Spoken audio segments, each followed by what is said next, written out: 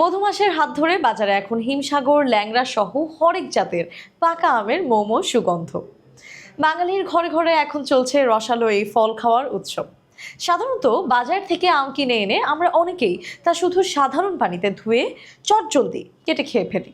তবে আপাত দৃষ্টিতে সাধারণ মনে হওয়া এই অভ্যাসের পেছনে লুকিয়ে আছে বড় ধরনের স্বাস্থ্য ঝুঁকি।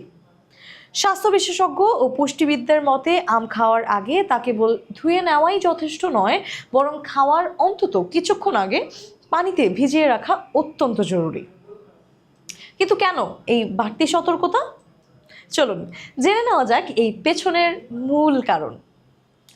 প্রথমত, কীটনাশক ও রাসায়নিকের মরণ কামড় থেকে রক্ষা পাওয়ার উদ্দেশ্যে আম চাষ এবং তা বাজারজাতকরণের বিভিন্ন ধাপে অসাধু উপায়ে কিংবা নিয়ম মেনেও নানা ধরনের রাসায়নিক সার এবং কীটনাশক ব্যবহার করা হয়ে থাকে।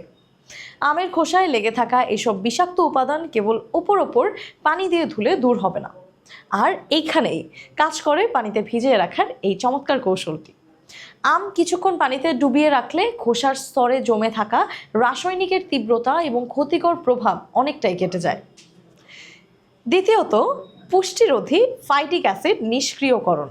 অনেকেই হয়তো জানেন না, আমের খোসায় ফাইটিক অ্যাসিড নামের এক ধরনের উপাদান থাকে, যা শরীরের জন্য এক প্রকার অ্যান্টি নিউট্রিয়েন্ট বা পুষ্টিরোধী উপাদান হিসেবে কাজ করে। বিজ্ঞানীদের মতে এই অ্যাসিডটি মানবদেহে আয়রন, জিঙ্ক এবং ক্যালসিয়ামের মতো প্রয়োজনীয় খনিজ উপাদান শোষণে সরাসরি বাধা সৃষ্টি করে। এক্ষেত্রে চমৎকার সমাধান দেয় সাধারণ পানি। আম খাওয়ার আগে পানিতে ভিজিয়ে রাখলে এই ফাইটিক অ্যাসিডের কার্যকারিতা পুরোপুরি নষ্ট হয়ে যায়, ফলে শরীর আমের আসল পুষ্টিগুণ সহজেই লুফে নিতে পারে।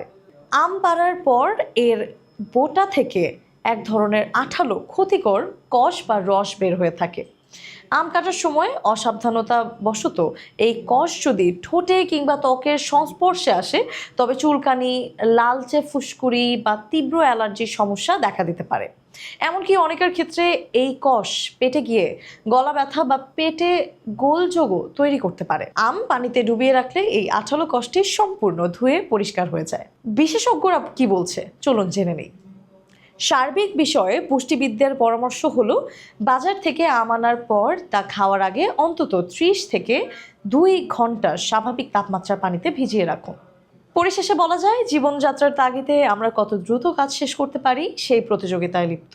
তবে ফল খাওয়ার ক্ষেত্রে সামান্য এই 5 থেকে 10 মিনিটের অলসতা বা অসচেতনতা আপনার এবং আপনার পরিবারের জন্য বড় ধরনের গ্যাস্ট্রিক, অ্যালার্জি কিংবা দীর্ঘমেয়াদী ফুড পয়জনিংয়ের কারণ হতে পারে। তাই সুস্থ থাকতে আম খাওয়ার এই প্রমিত পদ্ধতিটা মেনে চলুন এবং নিরাপদ উপায়ে উপভোগ করুন গ্রীষ্মের আসল স্বাদ।